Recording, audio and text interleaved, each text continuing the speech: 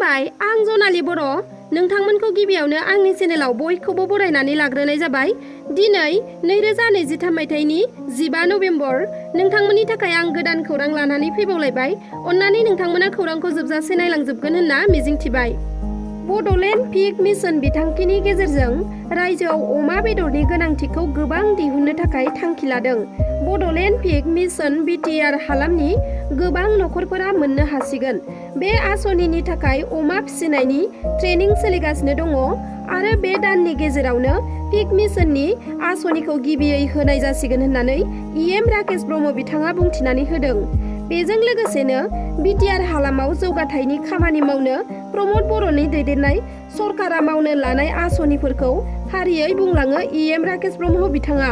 माइनाव सोरां बिथांखिनि गेजेरजों 10,000 सेल्फ हेल्प ग्रुपनो फैगौ डिसेम्बर दानाव 25,000 राङै अनसुंथाइ होगोन।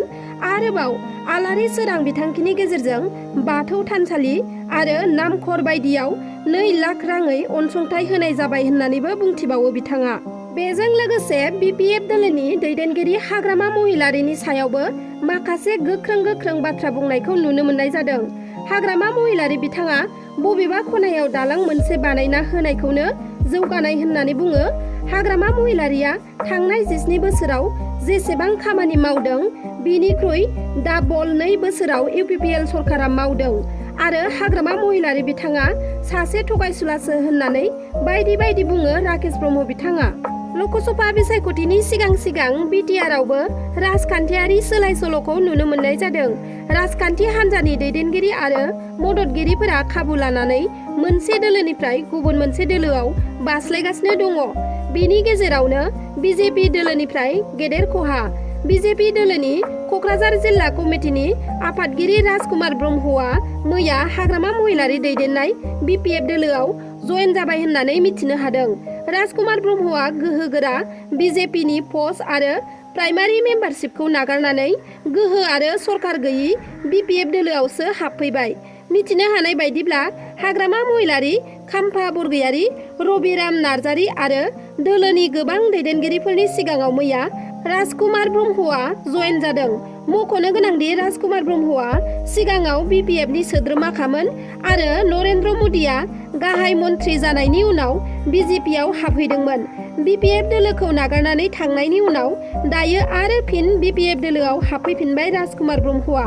ओरैहाय बिथांनि सिटआव बिजेपिआ पबिता बसुमतारीखौ क'क्राझार जिल्ला कमिटिनि आफादगिरि थिसनबाय होननानै मिथिनो हादों। थांनाय 12 नभेम्बर खालि उत्तराखन्डआव जानाय गिख्रंथाव हा गिसि खानायाव सा 40 लेबारफोरा टानेल एबा सुरुंआव थाबथानानै दङ। सुरुंआव थाबथानानै थानाय बै सा 40 लेबारफोरनि गेजेराव आसामनि 2 बर' सुबुंफोरबो दङ होनना मिथिना मोननाय जादों। बबेखानि उत्तराखन्डनि सुरुंआव थाबथानानै थानाय आसामनि 2 लेबारखौ क'क्राझार जिल्ला रामफलबिलनि राम प्रसाद नार्जारि आरो सन्जय बसुमतारी होननानै मिथिना मोनदों। मिथिनो हानाय बायदिब्ला राम प्रसाद नार्जारि आरो सन्जय बसुमतारीजों नखरनि सुबुंफोरा जेबो रोखोमै कन्टेक्ट खालामनो हायाखै। नाथाय बे मोनसे जायगायावनो खामानि मावनाय सन्जय बसुमतारीनि फंबाय रकेट बसुमतारीनि मबाइल फनावसो नखरनि सुबुंफोरा रायज्लायहरनो हादों। बे गिख्रंथाव जाथाय जानाय समाव रकेट बसुमतारीया सुरुंनि बायजोआवनो दङमोन होनना मिथिहोदों। मख'नो गोनांदि उत्तर काशनि सिलकाया फल गोदानै बानायबाय थानाय सुरुंआव थांनाय रबिबारखालि फुंनि 5:30 रिंगासोआव गासैबो लेबारफोरा खामानि मावबाय थानाय समावनो सुरुंआव हा गिसि खानानै गोग्लैयो आरो सुरुंनि लामाखौ होथेयो। होथेजानानै थानाय लेबारफोरखौ बोखांनो थाखाय सान-हर रेस्किउ अपारेशन खालामगासिनो दङ होनना मिथिना मोनदों। नाथाय सुरुंआव फासिनानै थानाय लेबारफोरखौ बोखांनो हानाय जाथ'वाखै। वेस्ट बेंगलनि नर्थ 24 पारागानासआव मोनसे गिथाव बाथाव बुथारनाय जाथाया सोराङाव फैदों। सासे 40 बोसोर बैसोनि आइजोआ गावनि हौवानि बिफा थामहिनबा गावनि बिहावजों गोबौ हाथियारजों गाग्लोबजानानै बुथारजादों। फोरमायनाय बायदिब्ला बिहावा एक्स आर्मिमोन। बुथारजानाय बिहामजोनि मुङा जाबाय मुक्ति बिश्वास आरो बुथारग्रा दायनिगिरि बिहावनि मुङा जाबाय गपाल बिश्वास। 75 बोसोर बैसोनि बिहावा मुक्ति बिश्वासनि हौवाया जेब्ला दिवालीनि केन्डेल लायनो थाखाय दखानाव थांदोंमोन, बे समावनो बिहावा बिहामजोनि रुम सिङाव हाबनानै बिहामजोखौ इनायै बुथारदों। फोरमायनाय बायदिब्ला बिहावा साननै सिगांल' गोबौ सिखाखौ नालेंखर दाननो होनना लाबोदोंमोन, नाथाय बिहामजोखौसो दानथारबाय। जाथायनि बागै पुलिसआ मिथिनानै बुथारग्रा दायनिगिरि बिहावखौ एरेस्ट खालामो आरो जोबथेसालियाव दैथायहरनाय जाबाय। नाथाय बिहावा बिहामजोखौ मा दायनि थाखाय बुथारखो बेखौ रोखा खालामनाय जाथ'वाखै दासिमाव। शिबसागर जिल्लानि डिमुआव पुलिसआ त्रिपुरानिफ्राय फैनाय गंसे ट्राकखौ सिग्रोमनानै गासै 55 बस्ता गान्जा हमनो हादों। पुलिसनि सुलुङाव फोरमायथिनाय बायदिब्ला बे गान्जानि बेसेना 15 लाख रांनि जागोन होननानै बिथांमोनहा फोरमायथिदों।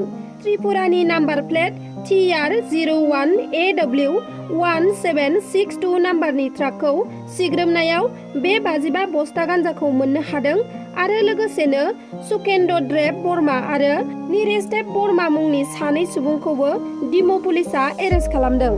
जरहाटआव सासे जोनोम जागोदान खुदिया बोखांनो हादों।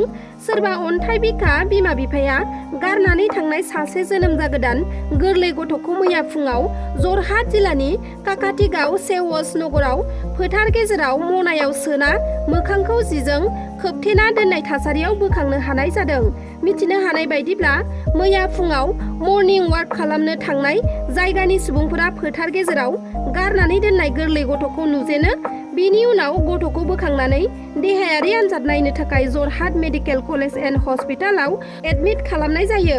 मख'नाया गोनांदि बेनि अनगायैबो बे सोलिबाय थानाय बोसोरावनो आगस्ट दानाव जरहाटआवनो अन्थाइ बिखा बिमा बिफाया गावसोरनि जोनोम जागोदान गोरलै गथ'खौ सासे आइजोनि आखायाव लाथ'नो होनानै खारखुमा लांदोंमोन। आरोबाव दाबो सासे गोरलै गथ' गारना दोननाय मोननो हाबावबाय। मोनसे दुखुनांथावना खौरां, सासे बर' गेलेगिरि लाइमोननि जिउ खहा जादों।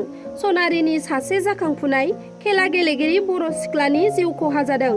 बिथाङा गोबाव समनिफ्रायनो लोमजानानै फाहामथाय लागासिनो दङमोन, नाथाय फाहामथाय लाबाय थादोंमोनब्लाबो बे लाइमोना अबथिरा जिउ गोमायो। थैनाय खेला गेलेगिरि बर' लाइमोन सिख्लानि मुंखौ माधुरि बसुमतारी होननानै मिथिना मोन्दों। माधुरि बसुमतारीया सनारि फरायसालिमायाव 6थि सेमिस्टाराव फरायगासिनो दङमोन होनना मिथिना मोन्दों।